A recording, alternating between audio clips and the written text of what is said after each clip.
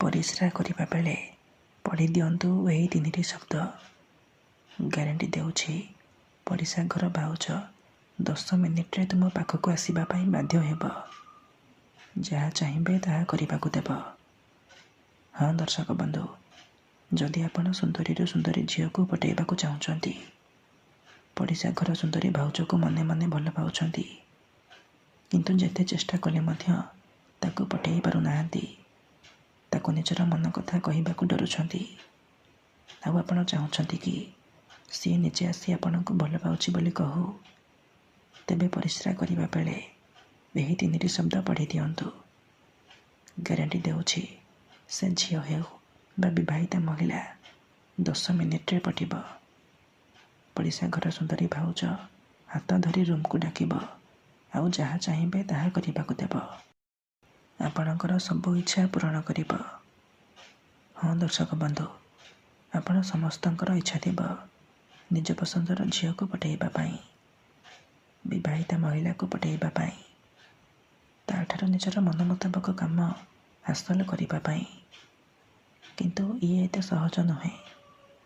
ଏଥିପାଇଁ ଆମର ତନ୍ତ୍ରଶାସ୍ତ୍ରରୁ ମୁଁ ଆଜି ଆପଣଙ୍କ ପାଇଁ ଏମିତି ଏକ ସହଜ ଶକ୍ତିଶାଳୀ ବଶୀକରଣ ନେଇ ଆସିଛି, ଯାହାକୁ ଆପଣ କରିଦେଲେ ସୁନ୍ଦରୀରୁ ସୁନ୍ଦରୀ ଝିଅକୁ ପଟେଇ ପାରିବେ, ବିବାହିତା ମହିଳାକୁ ପଟେଇ ପାରିବେ, ତା'ଠାରୁ ନିଜର ମନ ମୁତାବକ କାମ ହାସଲ କରିପାରିବେ।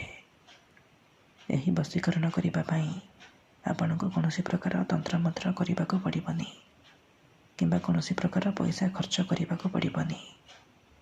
ଆପଣ ବିନା ମନ୍ତ୍ର, ବିନା ତନ୍ତ୍ର, ବିନା କିଛି ପଇସା ଖର୍ଚ୍ଚ କରି ନିଜ ପସନ୍ଦର ସୁନ୍ଦରୀରୁ ସୁନ୍ଦରୀ ଝିଅକୁ ମୁହୂର୍ତ୍ତକ ଭିତରେ ନିଜ ବଶରେ କରିପାରିବେ। କେବଳ ଆପଣଙ୍କୁ ପରିସ୍ରା କରିବା ବେଳେ ଏହି 3ଟି ଶବ୍ଦକୁ 3 ଥର ପଢ଼ିବାର ଅଛି। ତାପରେ ଦେଖିବେ ଚମତ୍କାର। ଯେମିତି ଆପଣ ଏପଟେ ଏହି 3ଟି ଶବ୍ଦକୁ ପଢ଼ିବେ, ସେପଟେ ସିଏ ବିଚଳିତ ହୋଇଉଠିବ। ଯେପର୍ଯ୍ୟନ୍ତ ଆପଣଙ୍କ ପାଖକୁ ଆସିନି, ଆପଣଙ୍କ ସହିତ ସମ୍ପର୍କ ରଖିନି, ସିଏ ଗୋଟେ ମୁହୂର୍ତ୍ତ ବି ରହିପାରିବନି। ନମସ୍କାର ଦର୍ଶକ ବନ୍ଧୁ, ଏସ୍ ମନ୍ତ୍ର ଚ୍ୟାନେଲରେ ଆପଣମାନଙ୍କୁ ସ୍ୱାଗତ। ଆଜିର ଏହି ବଶୀକରଣ ପ୍ରଚଣ୍ଡ ମହାଶକ୍ତିଶାଳୀ ବଶୀକରଣ। ଏହାର ପ୍ରୟୋଗ କେବେ ବି ଖାଲି ଯାଇନି। ତେଣୁ ମୋର ଆପଣମାନଙ୍କୁ ଅନୁରୋଧ କି ଏହାକୁ ଆପଣ ଭାବିଚିନ୍ତି ପ୍ରୟୋଗ କରିବେ। ମନରେ କୌଣସି ଖରାପ ଉଦ୍ଦେଶ୍ୟ କିମ୍ବା କୌଣସି ଖରାପ କାମ ପାଇଁ ଆପଣ ଏହି ବଶୀକରଣକୁ ପ୍ରୟୋଗ କରିବେନି। ଯଦି ଆପଣ ସତରେ ସେ ଝିଅକୁ ଭଲ ପାଉଛନ୍ତି, ତାକୁ ବିବାହ କରିବାକୁ ଚାହୁଁଛନ୍ତି, ତେବେ ଆପଣ ଏହି ବଶୀକରଣକୁ ପ୍ରୟୋଗ କରିବେ। ଅନ୍ୟଥା ମନରେ କୌଣସି ଖରାପ ଉଦ୍ଦେଶ୍ୟ କିମ୍ବା କୌଣସି ଖରାପ କାମ ପାଇଁ ଆପଣ ଏହି ବଶୀକରଣକୁ ପ୍ରୟୋଗ କରିବେନି। କାହିଁକିନା ପରିସ୍ରାର ଏହି ବଶୀକରଣର କୌଣସି ପ୍ରକାର କାଟ ନାହିଁ। ଯେଉଁ ଝିଅ ବା ବିବାହିତା ମହିଳା ଉପରେ ଆପଣ ଏହି ବଶୀକରଣକୁ ମାତ୍ର ଗୋଟିଏ ଥର ପ୍ରୟୋଗ କରିଦେବେ, ସିଏ ସେହି ସମୟଠାରୁ ଆପଣଙ୍କର ଇଶାରାରେ ନାଚିବ, ଆପଣଙ୍କର ଗୋଲାମୀ କରିବ। ଆପଣ ତାକୁ ଯାହା କହିବେ, ଯେମିତି କହିବେ ସିଏ କରିବ। କୌଣସି ପ୍ରକାର ବାଧା ଦେବ ନାହିଁ। ଏହି ବଶୀକରଣ ସାହାଯ୍ୟରେ ଆପଣ ଶାଶୁ, ନଣନ୍ଦ, ଦିଅର, ଭାଉଜ କାହାକୁ ବି ନିଜ ବଶରେ କରିପାରିବେ। ତା'ଠାରୁ ନିଜର ମନ ମୁତାବକ କାମ ହାସଲ କରିପାରିବେ। ପରିସ୍ରା ଘର ସୁନ୍ଦରୀ ଭାଉଜକୁ ମଧ୍ୟ ନିଜ ବଶରେ କରି ତା'ଠାରୁ ନିଜର ମନ ମୁତାବକ କାମ ହାସଲ କରିପାରିବେ। ତେବେ ଏହି ବଶୀକରଣ କରିବା ସବୁଠାରୁ ସହଜ। ଏହାକୁ ଆପଣ କିପରି କରିବେ, କେମିତି କରିବେ, ଏହାର ପ୍ରୟୋଗ ବିଧି କ'ଣ, ମୁଁ ଆପଣଙ୍କୁ ଶିଖାଇବି।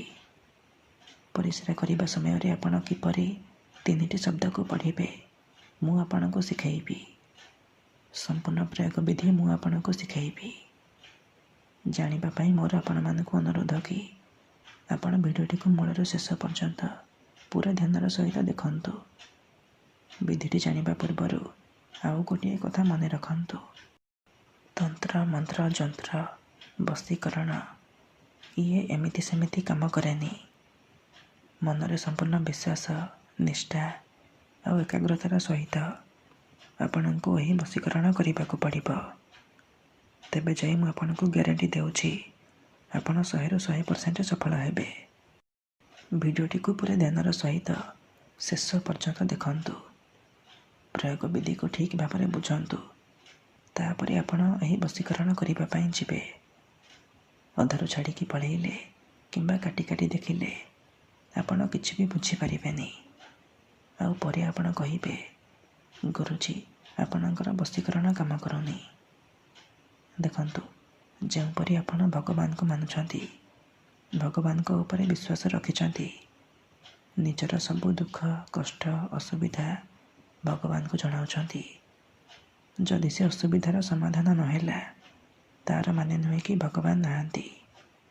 ସେହିପରି ତନ୍ତ୍ର ମନ୍ତ୍ର ହୁଏ, ବଶୀକରଣ କାମ କରେ, କିନ୍ତୁ ଏହାକୁ ଆପଣଙ୍କୁ ସିଦ୍ଧ କରିବାକୁ ପଡ଼ିବ। ପ୍ରୟୋଗ ବିଧିକୁ ଠିକ୍ ଭାବରେ କରିବାକୁ ପଡ଼ିବ। ମୁଁ ଆପଣଙ୍କୁ ଯେମିତି ଶିଖାଇବି, ଆପଣଙ୍କୁ ଠିକ୍ ସେହିପରି କରିବାକୁ ପଡ଼ିବ। ତେବେ ଯାଇ ମୁଁ ଆପଣଙ୍କୁ ଗ୍ୟାରେଣ୍ଟି ଦେଉଛି, ଆପଣ ଯାହାକୁ ଚାହିଁବେ ତାକୁ ଅତି ସହଜରେ ପଠାଇ ପାରିବେ। ତାକୁ ନିଜ ପ୍ରେମରେ ଦିବାନୀ କରିପାରିବେ। ତେବେ ଏହି ବଶୀକରଣ ବିଧି ଆପଣ କିପରି କରିବେ, ଚାଲନ୍ତୁ ଜାଣିବା। ମନେ ରଖନ୍ତୁ, ଏହି ବଶୀକରଣ ବିଧିକୁ ଆପଣ କେବଳ ଶନିବାର ଦିନ କରିବେ। ସୂର୍ଯ୍ୟାସ୍ତ ପରେ ରାତି ସମୟରେ କରିବେ। ବିଧିଟି କରିବା ପୂର୍ବରୁ ଭଲ ଭାବରେ ହାତ, ଗୋଡ଼, ମୁହଁ ଧୋଇକି ସଫା ବସ୍ତ୍ର ପିନ୍ଧିକି ଆପଣ ଏହି ବଶୀକରଣ ବିଧିକୁ ଆରମ୍ଭ କରିବେ। ପ୍ରଥମେ ଆପଣ କ'ଣ କରିବେ, ଖଣ୍ଡେ ସାଧା କାଗଜ ଆଣିବେ ଆଉ କଳା ରଙ୍ଗର କଲମ ଆଣିବେ। ତାପରେ କାଗଜରେ ସେଇ ଝିଅ ବା ମହିଳାର ନାମ ଲେଖିବେ, ଯାହାକୁ ଆପଣ ନିଜ ବଶରେ କରିବାକୁ ଚାହୁଁଛନ୍ତି। ଆଉ ତା ତଳେ ଆପଣ ଏହି 3ଟି ଶବ୍ଦ ଲେଖିବେ, ତ୍ରିମ୍ ତ୍ରିମ୍ ତ୍ରିମ୍। ଏହି 3ଟି ଶବ୍ଦ ଲେଖିବେ।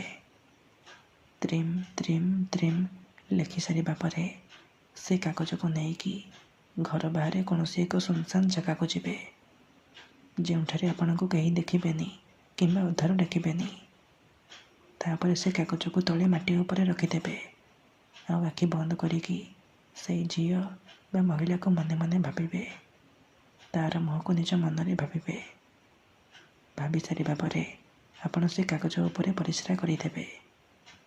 ପରିସ୍ରା କରିବା ବେଳେ ଆପଣ ତ୍ରିମ୍ ତ୍ରିମ୍ ତ୍ରିମ୍, ତ୍ରିମ୍ ତ୍ରିମ୍ ତ୍ରିମ୍, ତ୍ରିମ୍ ତ୍ରିମ୍ ତ୍ରିମ୍, ଏହିପରି ଏହି 3ଟି ଶବ୍ଦକୁ 3 ଥର ପଢ଼ିଦେବେ। ତାପରେ 5 ଥର ସେଇ ଝିଅ ବା ମହିଳାର ନାମ କହିବେ, ଯାହାକୁ ଆପଣ ପଠାଇବାକୁ ଚାହୁଁଛନ୍ତି। ଏତିକି କରିସାରିବା ପରେ ଆପଣ ଚୁପଚାପ ଘରକୁ ଫେରି ଆସିବେ। ପଛକୁ ବୁଲିକି ଚାହିଁବେନି। ଗ୍ୟାରେଣ୍ଟି ଦେଉଛି, 2ରୁ 3 ଘଣ୍ଟା ଭିତରେ ପ୍ରଭାବ ପଡ଼ିବା ଆରମ୍ଭ ହୋଇଯିବ। ସେ ଝିଅ ହେଉ ବା ବିବାହିତା ମହିଳା ଆପଣଙ୍କ ପ୍ରେମରେ ଦିବାନୀ ହୋଇଯିବ। ଧନ୍ୟବାଦ।